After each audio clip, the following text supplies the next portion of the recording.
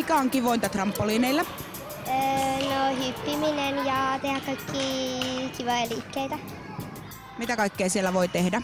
No vaikka pehkuplätsejä ja polviplätsejä ja sellaisia ympäröityjä. Yhdellä kädellä seisonta. Olen kyllä yrittänyt. Joskus se onnistuu, joskus ei. Minkälaisia muita leikkejä voisi leikkiä trampoliina kuin hyppiä? No esimerkiksi jos siihen trampoliinille voi mennä monta, niin siinä voisi leikkiä hippaa. Sillä lailla, että ympyrää ja yksi on keskellä. Voi olla kaikenlaisia pallopelejä, että heittää palloja, jos se osuu johonkin vaikka jaloista niin vyötäröstä alaspäin, niin palaa ja sitten käsillä voisi torjua tai jotain tällaista. Mikä täällä Huimalassa yleensä on parasta? Varmaan trampoliini.